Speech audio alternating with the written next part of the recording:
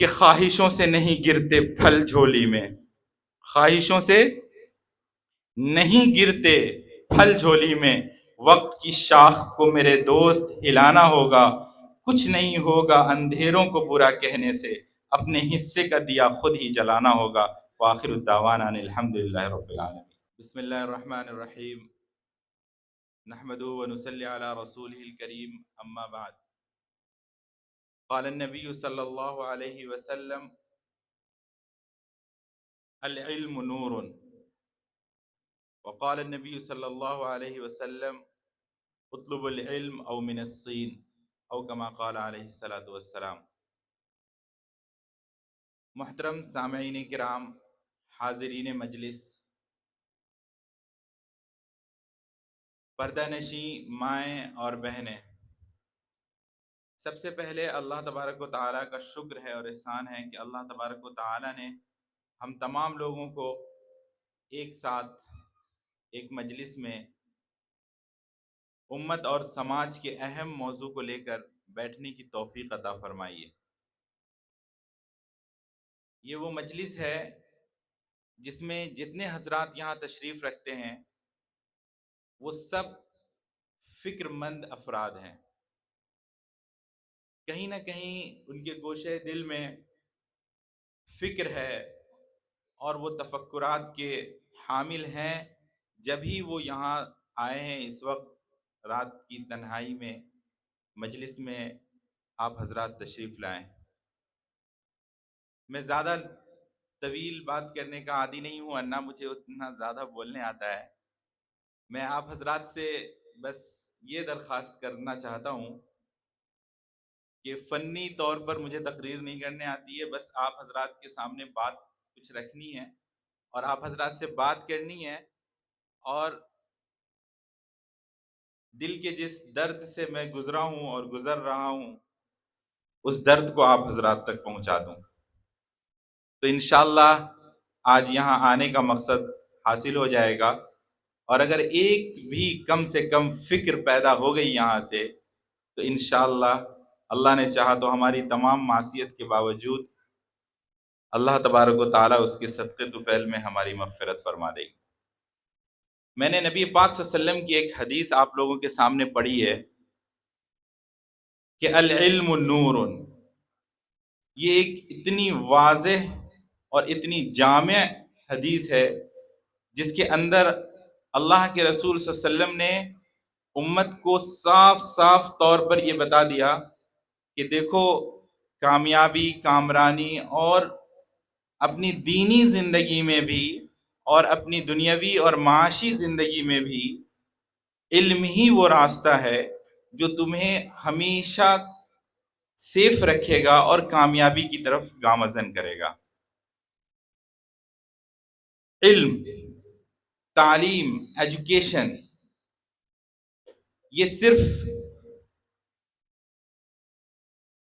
ایک سوچ یا ایک فکر تک محدود نہیں رہنی چاہیے۔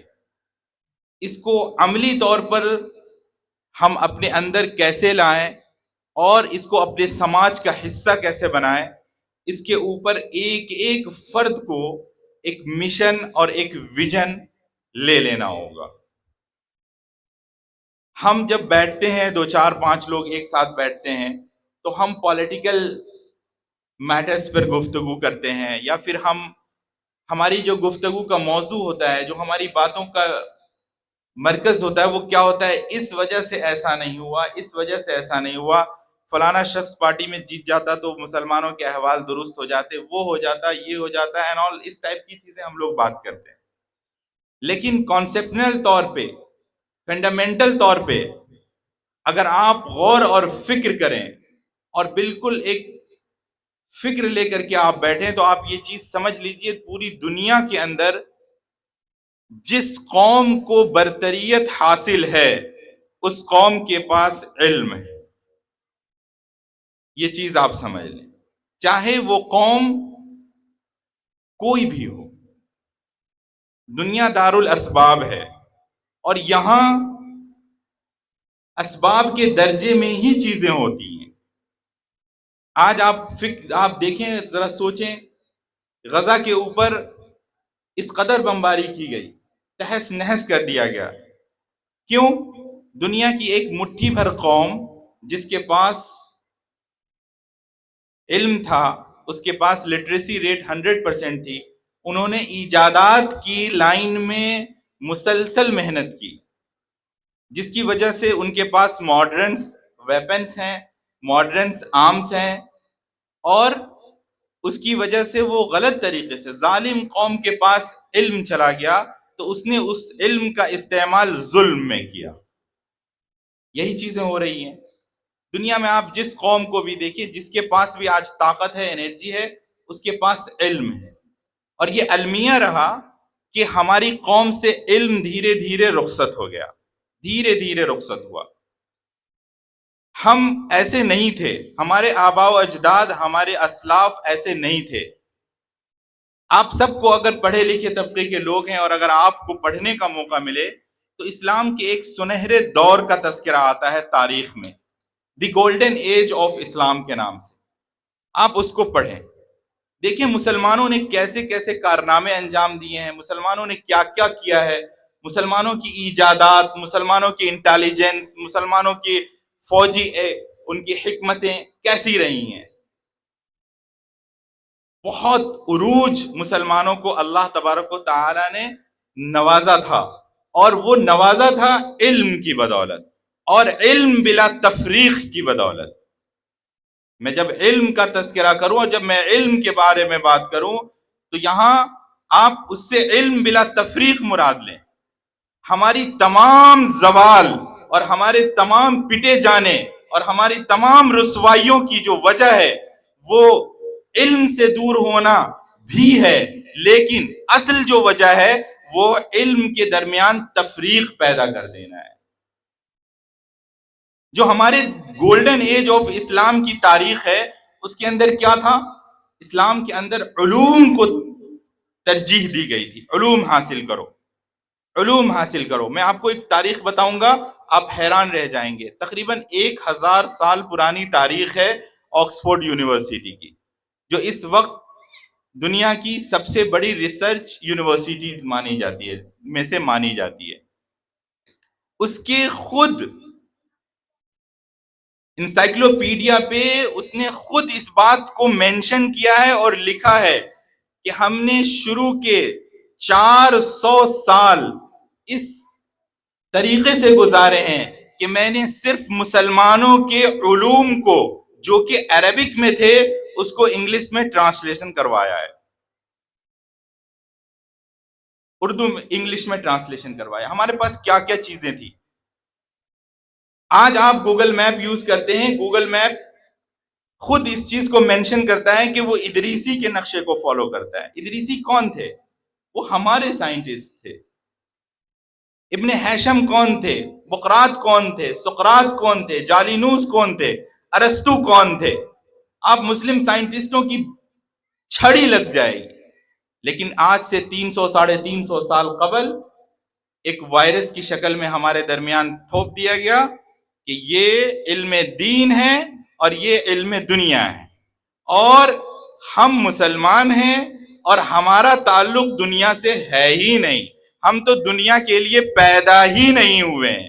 ہمارا کام ہے صرف دین پڑھنا، اور دین پڑھ کر کے ہمارا کام ہے ہم نماز پڑھ لیں، روزہ رکھ لیں، زکوٰۃ ادا کر دیں، ہم دینی فرائض کو انجام دے دیں اور ان کی مباحث کو اپنے علم کا حصہ بنائیں. اور جو صنعتی علوم ہیں، جو دنیا کی معاشی علوم ہیں، جو بزنس کے اصول ہیں، جو دنیا کے اندر ہمیں ماڈرن سائنس اور ماڈرن ایجوکیشن کے بارے میں علم دیتا ہے، اس سے ہمارا سروکار نہیں ہے. اور اس وقت یہ تفریق پیدا کر دی گئی، اور اس تفریق کے نتیجے میں یہ ہوا کہ اس وقت اسلامک جو بڑے بڑے ریسرچ سینٹر تھے، ان ریسرچ سینٹرز کی لائبریریز کو دریا بوز کر دیا گیا اور مسلمانوں کے ہاتھ سے ماڈرن علم نکل گیا.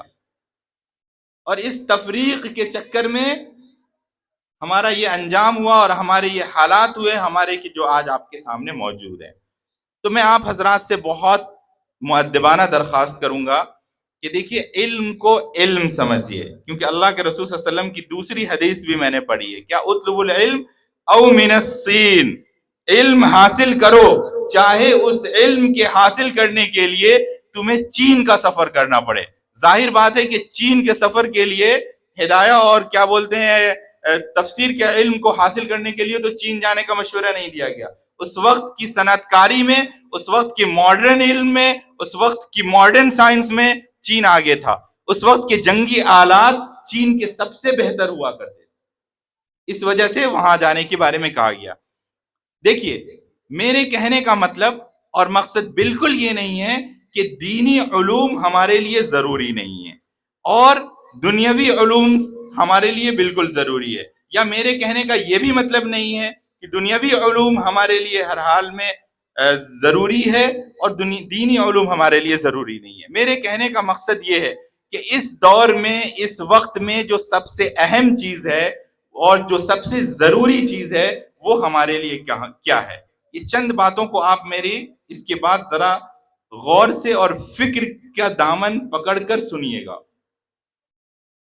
اس وقت اور اس دور میں جن علوم کی ضرورت ہے وہ کوآرڈینیٹڈ علوم کی ضرورت ہے، modern education with Islamic values, modern education with Islamic values, یعنی جدید ترین علوم اسلامی علوم کے امتزاج کے ساتھ جوڑ کر کے۔ اب یہ کیوں ضروری ہے؟ یہ کیوں ضروری ہے میں آپ کو بتا رہا ہوں اس کی مثال۔ ایک بچہ اگر صرف مدرسے کی تعلیم حاصل کرتا ہے، صرف خالص مدرسے کی تعلیم حاصل کرتا ہے، وہ بچہ حافظ قرآن بنتا ہے، اللہ تعالیٰ کی نعمت اس کو بہت بڑی حاصل ہو جاتی ہے، پھر وہ بچہ آگے جا کر کے عالم دین بنتا ہے، پھر وہ بچہ آگے جا کر کے اور اس علوم میں کامیابی حاصل کرتا ہے، اخیر میں وہ بچہ معاشی تنگی کا شکار ہو جائے گا۔ اور یہ بات دنیا کی سب سے واہیات بات مجھے لگتی ہے، اور اس بات کے اندر میں بالکل متفق نہیں ہوں اپنی قوم سے اور اپنے لوگوں سے کہ پیسہ میٹر نہیں کرتا ہے۔ پیسہ میٹر کرتا ہے، دس از دا پوائنٹ، پیسہ میٹر کرتا ہے۔ معاشی تنگی میں شکار انسان کبھی بھی دین کا کام بھی بہتر طریقے سے نہیں کر سکتا ہے۔ اس کو گھر کے راشن کی فکر ہے، اس کو اپنے گھر کا ایلویسٹر پھوٹا ہوا ہے اس کی فکر ہوگی، اس کو گھر کے اوپر چھپر ڈالنا اس کی فکر ہے، ان کے بچے بڑے ہو رہے ہیں ان کی تعلیم کی فکر کرے گا، یا وہ آپ کے درمیان جا کر کے تبلیغ اور تعلیم کرے گا۔ یہ بھی ہمارے قوم کا المیہ ہے کہ ہم نے اپنے مسجدوں کے امام کو مفلق الحال میں ڈال دیا، ہم نے اپنے مدرسے کے اساتذہ کو اس نوبت میں پہنچا دیا۔ ان کی بھی اپنی اپنی مجبوریاں ہیں، لیکن بہرحال یہ یہاں پہ وہ آگے جا کر کے معاشی تنگی میں آپ کہیں گے آپ کا ایک جذباتی پہلو ہوگا، آپ جذباتی پہلو سے ہماری بات سے اختلاف ضرور کر سکتے ہیں، لیکن آپ گراؤنڈ پہ میرے ساتھ چلیے، میں آپ کے ساتھ گراؤنڈ پہ چلنے کے لیے تیار ہوں، اور ہم سروے کرتے ہیں، اگر 80% اس معاملات میں اگر آپ کو اوریجنلٹی اور ریئلٹی سے فیس میں نے نہیں کرا دیا تو میں آپ کے سامنے کبھی اسٹیج پر نہیں آؤں گا۔ 80% معاملات میں دوسرے شق میں آپ آئیے، دوسرے شق میں جب ہم آتے ہیں، ایک بچہ جب صرف اسکولی تعلیم حاصل کرتا ہے اور صرف اسکول کی تعلیم حاصل کرتا ہے، اس کے اندر اسلامک ویلیوز نہیں ڈالا گیا، اس کے خمیر میں اسلام کی بنیادی چیزوں کو نہیں ڈالا گیا، اور اس کو حرام حلال، پڑوسی کے اخلاق، اچھا انسان بننے کی تعلیم، اور اس کے اندر اگر ویلیوز کو نہیں ڈالا گیا، ویلیوز کو انٹیگریٹ نہیں کیا گیا، تو وہ بچہ اگر اللہ تعالیٰ تبارک و تعالیٰ کی مدد سے اگر وہ بچہ ڈاکٹر بن جاتا ہے اور اس کے اندر اگر اسلامک ویلیوز نہیں ہوتی ہیں، تو آپ آج کل کے ڈاکٹرز کے احوال کو جانتے ہیں۔ آپ جائیں گے بخار لے کر کے اور وہ آپ کو 5 سے 7 ٹیسٹ لکھ دے گا، اور اس کو معلوم ہے اس نے اتنی ماڈرن ایجوکیشن اور اتنی ماڈرن تعلیم کے ذریعے MBBS کیا ہے، اس کو پتا ہے کہ یہ وائرل فیور ہے، اس میں اس کو یہ سارے ٹیسٹ کی ضرورت نہیں ہے، یہ ایک چند 200 روپے کا ٹیسٹ بھی کرا کر کے اس کے بلڈ انفیکشنز کو معلوم کر لیں گے، سی بی سی کرائیں گے اور اس سے پتہ چل جائے گا اور اس کو دوا لکھ دیں گے اور وہ صحیح ہو جائے گا. لیکن اس کے باوجود بھی اس کا کے ایف ٹی کرائے گا، ایل ایف ٹی کرائے گا، اس کا لپڈ پروفائل کروائے گا، اس کا پورا باڈی چیک اپ کرا دے گا جس کا بل آئے گا 2000 روپے. اور اس کے اوپر باضابطہ طور پر ڈاکومنٹریز بنی ہے کہ میڈیکل لائن میں ڈاکٹرز کے ہاں ایک اصطلاحات ہے کہ واسویشن ٹیسٹ، یعنی بلڈ لیا، کلیکٹ بلڈ کیا اور تھرو آؤٹ ان واسویشن، یعنی آپ کو اس کو ٹیسٹ کرنے کی ضرورت نہیں ہے کیونکہ وہ ٹیسٹ کرا ہی گیا ہے کس لیے کہ بس ڈاکٹر کو اس کا کمیشن پہنچ جائے اور لیب کو اس کا کمیشن پہنچ جائے. یہ ویلوز اس کے اندر جب اسلامک ویلوز نہیں ہوگی تو وہ اس طرح کا ڈاکٹر بنے گا، اس طرح کا ڈاکٹر بنے گا. وہ اس کو یہ بات نہیں پتا ہوگی کہ جو مریض ہمارے پاس پہنچا ہے وہ اپنی بکری بیچ کر میرے پاس پیسہ لے کر آیا ہے علاج کرانے کے لیے. جب اس کے اندر اسلامک ویلوز نہیں ہوگا، اس کو یہ بات نہیں پتا ہوگی کہ یہ آدمی مجبوری کے حالت میں سود پہ پیسہ لے کر علاج کرانے آیا ہے. اس کو یہ بات پتا نہیں ہوگی کہ یہ آدمی قرض لے کر آیا ہے. اپنے گھر میں جو پورے سال کھانے کے لیے گیہوں رکھا ہوا تھا وہ گیہوں کو بیچ کر پیسہ لے کر کے آیا ہے علاج کرانے کے لیے، اور اپنے گاؤں میں اور اپنے اڑوس پڑوس سے چندہ اکٹھا کر کے پیسے جمع کر کے علاج کرانے آیا ہے. یہ ڈاکٹر کو اس سے کوئی لینا دینا نہیں ہے. ڈاکٹر کی عیش و عشرت کے لیے، اس کی بہترین اس کے بنگلے کے لیے، اس کے آگے بڑے بڑے اسٹرکچرز کے لیے اس کو پیسے چاہیے. وہ یہ نہیں دیکھتا کہ یہ آدمی کے پیر میں ہوائی چپل ہے اور اس میں بھی ایک چپی لگا ہوا ہے، وہ اس سے اس کو کوئی مطلب نہیں ہے. وہیں اگر اسلامک ویلوز ہوگا تو وہ حرام اور حلال کو سمجھے گا. اسی طریقے سے اگر ایک انجینئر بنتا ہے، اس کے ہاتھ میں پل کا ٹینڈر آتا ہے، اسلامک ویلوز ہوگا تو وہ یہ چیز سمجھے گا کہ جتنا میرا حق ہے وہ حق مجھے مل جائے گا، میں قوم کے ساتھ غداری نہ کروں. اور جیسے اس کو یہ بات پتا ہوگی کہ ایک ہوتا ہے ثواب جاریہ اور ایک ہوتا ہے گناہ جاریہ. اگر پل کے مضبوطی کے ساتھ اس میں ہم نے چوری کر کے اپنی انجینئرنگ کی سگنیچر کی پاور سے اس کے اندر سے 50 بورا 500 بورا سیمنٹ چوری کر لیا تو یہ ہمارے لیے گناہ جاریہ ہو جائے گا. ہمیشہ ہمیشہ جب تک یہ پل رہے گا ہمارے نام اعمال میں گناہ لکھاتا رہے گا. یہ ویلوز اس کو نہیں پتا رہے گی. اس لیے میں کہتا ہوں کہ modern education with Islamic values اس وقت کی عظیم ترین ضرورت ہے. مدارس کو، مکاتب کو، تمام جو ادارے چل رہے ہیں تمام میں اس انٹیگریشن کو، اس جوڑ کو خوبصورتی کے ساتھ انٹیگریٹ کرنا چاہیے، جوڑنا چاہیے. اور یہ کوئی بہت بڑا اور بہت سر کھپانے والا کام نہیں ہے، اس چیز کو کرنا ہے انشاءاللہ. تعلیم کی اہمیت، ایک بات جو آپ حضرات سماج سے آئے ہیں میں آپ حضرات کو کہنا چاہتا ہوں، وہ یہ کہ دیکھیے اگر آپ نے اس وقت سے تعلیم کی فکر کو نہیں زندہ کیا تو آپ کے چاہے جتنے بھی اعمال ہیں، آپ چاہے جتنے بھی اچھے انسان ہیں، آپ کل قیامت میں آپ سرخرو نہیں ہو پائیں گے. کیوں؟ کیونکہ یہ جو بچے بیٹھے ہوئے ہیں 8 سال 10 سال 12 سال، یہ کون ہے؟ یہ فیوچر ہے، یہ نیکسٹ جنریشن ہے، یہ آنے والا کل ہے. آپ بوڑھے ہو رہے ہیں، یہ بچے جوان ہو رہے ہیں، کل ان کا فیوچر ہے. ابھی آپ لوگ اے آئی کا ورڈ سن رہے ہوں گے. آٹومیشن پہ جا رہی ہے، اے آئی کیا کہتے ہیں، آٹومیٹک انٹیلیجنس پہ ساری چیزیں شفٹ کر رہی ہیں. میں کہتا ہوں ہر جہاں میری بات ہوتی ہے، آج آپ کھیت میں کھرپی کداری مزدوری کر کے آپ اپنا پیٹ بھر لیں گے. آج سے آنے والا جو دور ہے 10 سال 15 سال، اس میں آپ کے بچوں کو کھیت میں کام کرنے کے لیے بھی لیبر کی بھی جاب نہیں ملے گی. اگر آپ کے پاس اسکل اور نالج نہیں ہے تو آپ بھوک مریں گے، اس کے علاوہ کوئی اور آپشن نہیں ہے. پہلے ہی میں کہہ دیا ہوں دنیا دار الاسباب ہے، رزق اسباب سے ہی ملے گا. ہلیں گے تبھی، کام کریں گے تبھی. اور کام کا کمپلیٹ فنڈامنٹل چینج ہو رہا ہے.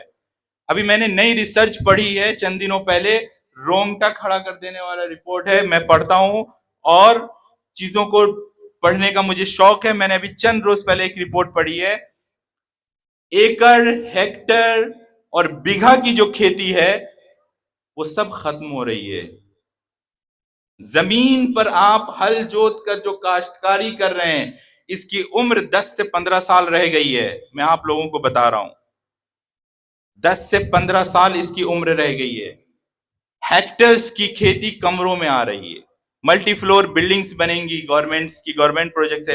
ابھی انڈیا کا جو ایگریکلچر ڈپارٹمنٹ ہے، وہ ایگریکلچر ڈپارٹمنٹس نے ٹائی اپ کیا ہے اسرائیل ایگریکلچر ڈپارٹمنٹ کے ساتھ. اسرائیل میں کیا ہو رہا ہے؟ اسرائیل نے ایگریکلچر میں اتنی ترقی کر لی ہے کہ وہ اپنے تمام اناج کو کمروں میں، گھروں میں، شیڈ میں، گھر کے اندر اگا رہے ہیں. یہ آنے والا کل ہے. آج آپ تر و تازہ کیڑوں کا جو اس کے اوپر چھٹکا ہوتا ہے وہ بھی لگا ہوا نہیں، بالکل تر و تازہ، بالکل سیف اور بالکل خوبصورت امرود آپ کو آج کل بازار میں مل رہا ہے. آپ اس کا پیڑ ڈھونڈ کے مجھے دکھا دیجئے، میں آپ کے ساتھ چلتا ہوں کہ کہاں پہ کس کھیت میں وہ امرود اگ رہا ہے. وہ امرود کمروں میں اگ رہا ہے. وہاں پہ سورج کی متبادل روشنی کو بلب کے ذریعے اور لیزر لائٹ کے ذریعے اس کو فراہم کی جا رہی ہے. یہ ٹیکنالوجیز آپ کے درمیان آنے والی ہے. پہلے ہم سنتے تھے، ہم بچپن میں تھے، ہمارا جب بچپن تھا تو ہم سنتے تھے کہ جب آدمی بات کرے گا تو ایک دوسرے کو آمنے سامنے دیکھے گا. تو کیا ہے، یہ باتیں واہیات لگتی تھی. ارے ایسا کیسے ہوگا کہ آدمی بات کرے گا آمنے سامنے دیکھے گا. آج آپ کے لیے یہ بات سمجھنے میں مشکل ہے. جو بات میں ابھی کہہ رہا ہوں آپ کو، اگر آپ بھی حیات سے رہے اور میں بھی انشاءاللہ زندہ رہا تو آپ دیکھیے گا. سمجھ رہے ہیں؟ اور یہ چیزیں ہو رہی ہے دنیا میں. سعودی عرب جو گیہوں میں کمپلیٹ پورے طور پر منحصر تھا دوسرے ممالک کے، پچھلے 8-9 سال سے سعودی عرب خود کفیل ہے گندم کے معاملے میں. خود کفیل ہے. اسرائیل کی ٹیکنالوجی لے کر کے وہ خود اپنا گندم اگا رہا ہے. آپ رپورٹ پڑھ لیجئے انٹرنیٹ پہ جا کے. تو آنے والا دور بہت خطرناک ہے. آپ کے بچے کے پاس ماڈرن علم اور ماڈرن اسکل نہیں ہوگا تو آپ کا بچہ پڑھ کر لکھ کر کے بھی ناکارہ رہے گا، کسی کام کا نہیں رہے گا. اس لیے ہمیں اس کے بارے میں آج فکر کرنی ہے. انٹیگریٹ ایجوکیشن یعنی امتزاجی تعلیم کی فکر ہمیں آج کرنی پڑے گی. اور آپ حضرات جو گارجین طبقے کے گاؤں سماج کے لوگ ہیں، آپ سے ریکویسٹ ہے کہ دیکھیے اپنے بچوں کی تو تعلیم کی فکر آپ کریے ہی کریے. اپنے اڑوس پڑوس میں دیکھیے کہ کون بچہ ضائع ہو رہا ہے، ان کو تعلیم گاہ تک پہنچائیے. کتنا خوبصورت مدرسہ ہے الحمدللہ. یہاں تک اپنے بچوں کو پہنچائیے، یہاں بچوں کو پڑھوائیے. سمجھ رہے نا؟ ان کی کیا بولتے ہیں جھانچ کے اس کو، اور کیا بولتے ہیں ایلویسٹرز کو مت دیکھیے. ہے نا انگریزی میں ایک کہاوت ہے، every king was a crying baby. Every king was a crying baby. ہر بادشاہ ایک دن روتا ہوا بچہ ہوتا ہے. اگر آپ سب لوگ اس کو بادشاہ تسلیم کر لیں گے تو یہ آج آپ کا چھوٹا سا بلبلاتا ہوا ادارہ کل جامعہ میں تبدیل ہو جائے گا. آپ کے گاؤں کی ہی نہیں بلکہ 10 گاؤں کی تعلیمی ضرورت کو یہ ادارہ کے لیے پورا کر دے گا. صرف آپ گاؤں کے لوگ اس ادارے کے ساتھ کندھے سے کندھا ملا کر کھڑے ہو جائیے. اور کس لیول پہ کھڑے ہوئیے؟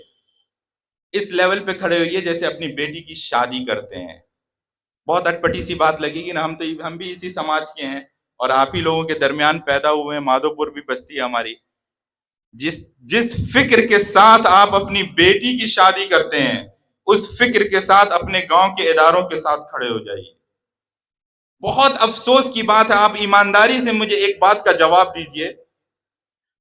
ہم اپنی بچی کی یا بچے کی شادی کرتے ہیں تو ہمارے گاؤں میں تو رواج ہے، آپ کے گاؤں میں ہے کہ نہیں مجھے نہیں پتا. ایک دن پہلے ایک صاحب پورے گاؤں میں گھومتے کہتے کہ فلانا کی بیٹی کا شادی ہے، سب آدمی آئیے گا. ہے نا؟ میٹنگ رکھا گیا ہے. تو ہم اپنی ایک بچے کی یا بیٹی کی شادی کرتے ہیں تو پورے گاؤں کو بلا کر ایک جگہ بٹھاتے ہیں اور بٹھا کر مشورہ کرتے ہیں کہ کیسے ہوگا، کھانا کیسے کھلایا جائے گا، مہمان کو رخصت کیسے اچھے سے عزت کے ساتھ کریں گے. ایمانداری کے ساتھ بتائیے، اللہ کو حاضر ناظر جان کر کے، کہ قوم اور سماج کے وہ بچے جو کارخانے تک پہنچ گئے، جس عمر میں ان کے پیٹھ پہ بستہ اور ہاتھ میں پینسل ہونا چاہیے، اس عمر میں ان بچوں کے ہاتھ میں سلیسن لگا ہوا ہے. اس فکر کو لے کر کبھی گاؤں کی مسجد میں ہی آپ لوگوں نے ایک کمیونٹی میٹنگ بلائی ہے؟ ایمانداری کے ساتھ کہیے. ایک میٹنگ بلائی آپ نے؟ اور ہم چاہے جتنی وفاداری کا محمد صلی اللہ علیہ وسلم کے ساتھ جتنی وفاداری کا دعویٰ کر لیں، اور چاہے ہم جتنا اپنے آپ کو پکا سچا مسلمان اور ایماندار اور فلانا ڈھمکانا جتنا ہم اپنے ساتھ تخلصات جوڑ لیں، لیکن کیا اس کے بارے میں نبی پاک صلی اللہ علیہ وسلم جس وقت آپ حوض کوثر پر کھڑے ہوں گے اور اس حوض کوثر پہ کھڑے ہوں گے اور حوض کوثر پہ آپ اس حوض کوثر کے علاوہ آپ کی پیاس بجھنے والی نہیں ہوگی، اور نبی پاک صلی اللہ علیہ وسلم کے دست مبارک سے آپ کو حوض کوثر نصیب ہوگا، اس وقت اللہ کے رسول صلی اللہ علیہ وسلم نے اگر صرف اس وجہ سے آپ سے چہرہ پھیر لیا کہ آپ نے ان کی امت کی فکر نہیں کی، تو آپ کہاں جائیے گا؟ جبکہ آپ کو ساری چیزیں معلوم تھی۔ تو جیسے بیٹی کی شادی کرتے ہیں، جیسے بیٹا کی شادی کرتے ہیں اور فکر کے ساتھ رہتے ہیں کہ سب کچھ بڑھیا سے ہو جائے، اس فکر کے ساتھ کم سے کم گاؤں میں 2 4 5 10 سال میں میٹنگز کریے، ایک تنظیم بنائیے، ایک کیا بولتے ہیں اتحادی کمیٹی بنائیے، اور اس کا سب سے پہلا ہدف یہ رکھیے کہ ایک بھی سماج کے بچے کو جاہل نہیں رہنے دینا ہے۔ اگر وہ کارخانہ پہنچ گیا ہے تو آپ لوگ مل کر جڑ کر اس بچے کو کارخانہ سے واپس بلائیے، اس کو ٹینیا کی کیٹیگری سے نکال کر اس کو آپ اسکول پہنچائیے، اس کو مدرسہ پہنچائیے، تبھی آپ ایک ذمہ دار ناگرک ہیں اور تبھی ایک ذمہ دار امتی ہیں آپ، ورنہ ہمارے دعووں سے کچھ نہیں ہونے والا، کچھ نہیں ہونے والا ہمارے دعووں سے۔ ہم چاہے سرکار کی آلوچنا کرتے رہیں، ہم حکومتوں کی ہمارا یہ سپورٹ نہیں، ہم کو وہ سپورٹ نہیں، ہم کو وہ سپورٹ نہیں، کچھ اس سے نہیں ہوگا۔ ہم ان چیزوں پر احتجاج کریں، ان چیزوں پہ احتجاج کریں، کچھ نہیں۔ میں کہتا ہوں کہ اگلے 10 سے 15 سال کمرہ بند کر کے تمام چیزوں سے آنکھیں موند کر صرف اپنے سماج کی تعلیم کی فکر کر لیجئے، 15 سال میں اس قوم کا دھارا بدل جائے گا۔ آپ کے اوپر آج فیصلہ صادر کیا جا رہا ہے، آپ فیصلہ کرنے والوں کی فہرست میں آ جائیں گے اگلے 15 سال میں، اگر یہ پوری قوم پوری سماج صرف تعلیمی فکر پر ایک ساتھ اکٹھا ہو جائے، اسی فکر کے ساتھ جیسا میں نے آپ کو پہلے بتایا۔ تو اللہ تعالیٰ سے دعا ہے کہ اللہ تبارک و تعالیٰ ہم سب لوگوں کے اندر یہ فکر عطا کرے۔ ادارے کے تعلق سے میں ادارے کی ذمہ داران اور تمام لوگوں کو ایک اپنی جو ہمارا مشورہ ہے وہ مشورہ میں یہ دینا چاہتا ہوں، جیسا کہ ابھی جو کہتے ہیں طلحہ صاحب نے جیسے ادارے کا تعارف کرایا اور انہوں نے کہا کہ ادارہ بہت پہلے سے ہے، یہ مدرسہ بہت پہلے سے بیچ میں بند ہو گیا، پھر ابھی آپ لوگوں نے اس ادارے کو کھولا۔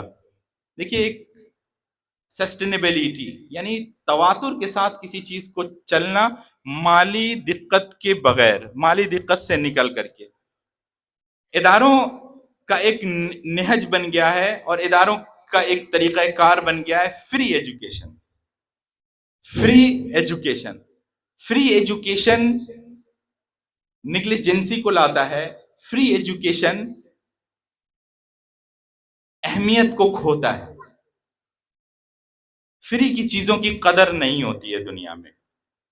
میں اس بات کا بالکل منکر نہیں ہوں، اس بات کا میں بالکل منکر نہیں ہوں کہ ضرورت مند بچوں کو فری تعلیم نہ دی جائے، ضرورت مند بچوں کو ایبسولوٹ فری ایجوکیشن دی جائے، لیکن اداروں کا نظام، اداروں کی تعلیم کو اتنا مضبوط اور اتنا کوالٹی ایجوکیشن میں کنورٹ کیا جائے کہ وہاں پر ہر طبقے کے بچے آ کر کے پڑھ سکیں۔ اس کے لیے میں نے آپ کو بتایا کہ انٹیگریٹ ایجوکیشن کا انتظام کریے، اور انٹیگریٹ ایجوکیشن جو لوگ آپ جب داخلہ لیتے ہیں بچوں کا تو آپ کچھ نہ کچھ فیس ضرور لاگو کریں، اس سے سسٹینیبلٹی آئے گی، یعنی ادارہ چلانے میں ایک معاونت حاصل ہوگی، ادارہ چلانے میں آپ کو بہت آسانیاں ہوں گی، اور بچوں کے لیے چھوٹی چھوٹی فیس ان کے والدین کو ادا کرنا بہت مشکل نہیں ہوگا۔ آپ کی سماج میں بہت سارے کیٹیگریز کے پیرنٹس ہوتے ہیں، کچھ بچے آرفن ہوتے ہیں، یتیم ہوتے ہیں، ان کا کوئی والی ورثان نہیں ہوتا، اس کی کفالت ہم سب کو کرنی ہے۔ کچھ بچے ایسے ہیں جن کے پیرنٹس ڈسیبل ہیں، نہیں کما سکتے، ان کے بچوں کو ہمیں پڑھانا ہے۔ کچھ پیرنٹس ایسے ہیں کہ جو پورٹی لائن سے نیچے ہیں، غریب بی پی ایل کیٹیگری میں ہیں، ایسے تو اگر آپ فری بی کا نارمل کیٹیگری نکال دیں گے تو ہر کوئی فارم بھرے گا، لیکن آپ کی ذمہ داری ہے کہ آپ اس کے اوپر کام کریں اور ان سے بات کریں، ان کو بتائیں کہ لٹرلی آپ ان کے بچوں کے اوپر جو پیسے خرچ کر رہے ہیں وہ زکوٰۃ ہے یا وہ صدقہ ہے یا فطرہ ہے یا خیرات ہے یا نذرانہ ہے، کیا وہ ان رقومات کے اہل ہیں یا ان رقومات کے اہل نہیں ہیں؟ جب آپ ان رقومات کی اصلیت، ان رقومات کی نحوستیں غیر مکلف لوگوں کے لیے اگر آپ ان کو بتائیں گے تو والدین آپ سے راضی ہوں گے. اور جو بھی منیمم یہ ہے تو سسٹینیبلٹی نظام میں لانا چاہیے. دیکھیے غیروں کا چھوٹا سا اسکول قائم ہوتا ہے، چھوٹا سا ان کا کوچنگ سینٹر بنتا ہے، کبھی بند ہوتے ہوئے نہیں دیکھیں گے آپ. بڑھتا ہی چلا جائے گا، بڑھتا ہی چلا جائے گا، بڑھتا ہی چلا جائے گا. کیا ان کے سماج میں غربت نہیں ہے؟ کیا ان کے سماج میں ایسی چیزیں نہیں ہیں؟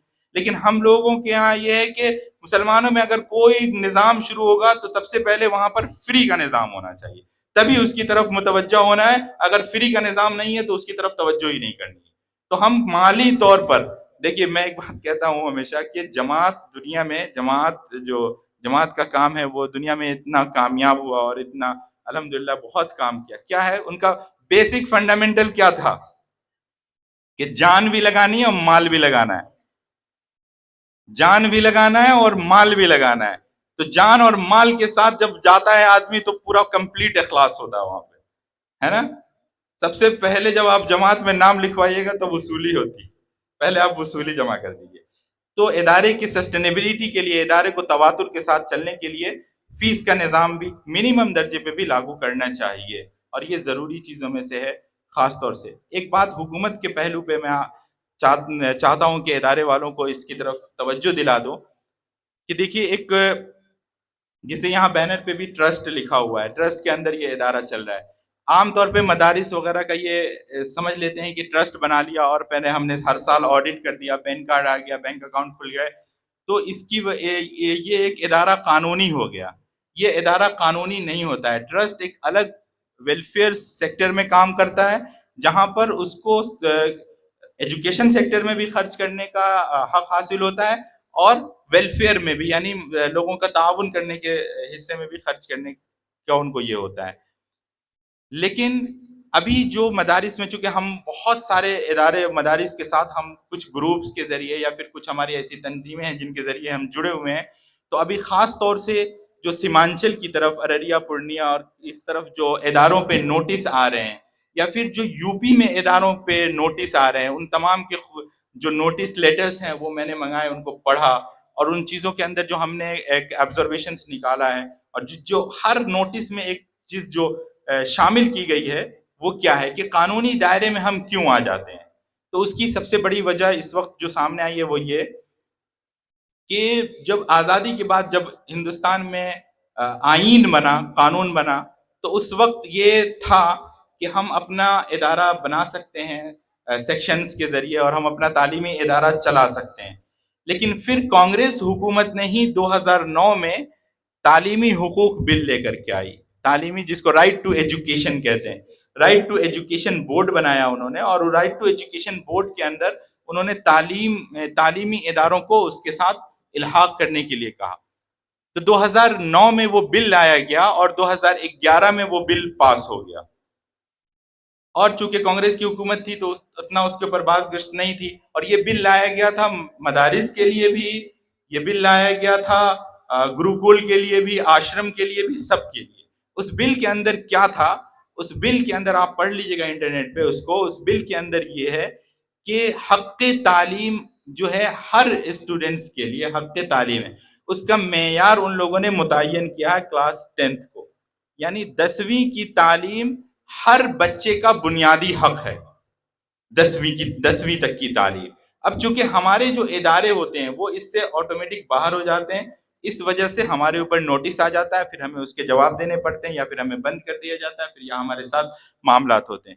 تو سب سے پہلے جو ہمیں کام کرنا ہے، آپ ابھی آج میں نے جیسا کہا every king was a crime baby, آج تو ہم چھوٹے لیول پہ یا جس لیول پہ بھی الحمدللہ ادارہ چلا رہے ہیں، آج اگر اس کی بنیاد قانونی طور پہ مضبوط رکھیں گے تو انشاءاللہ کل اسی کے اوپر ایک بڑی تعمیر ہوگی اور ایک بڑا ایجوکیشن کا کام کر پائیں گے. اندر ہم کیا کر رہے ہیں اس سے بحث نہیں ہے، لیکن ہمارے کاغذاتی چیزیں مضبوط ہونی چاہیے اور اس کے اندر کسی طرح کا تفریق نہیں ہونا چاہیے. تو ایک بورڈ ہے، ایک جو باضابطہ طور پر سرکاری طور پر ہے، رائٹ ٹو ایجوکیشن سرو شکشا ابھیان، وہاں سے اداروں کو رجسٹریشن کرانا ہے اپنے ٹرسٹ وغیرہ کے کاغذات کو لے کر کے. چونکہ ہم یہ باتیں ادارے کے ذمہ دار سے آفس میں بھی کر سکتے تھے، لیکن بہت سارے اور بھی ادارے والے یہاں موجود ہیں. تو آپ رائٹ ٹو ایجوکیشن بورڈ کے اندر 8ویں جماعت تک کے NOC پہ ضرور ورک کریے، یہ بہت ضروری کام میں سے ہے اور بہت آسانی سے ہو جاتا ہے۔ اللہ تبارک و تعالیٰ سے دعا ہے کہ اللہ تبارک و تعالیٰ ہم سب لوگوں کو کہنے سننے سے زیادہ عمل کی توفیق عطا فرمائے، اور فکر لے کر اللہ تبارک و تعالیٰ ہم سب کو یہاں سے اٹھ جانے والا بنائے۔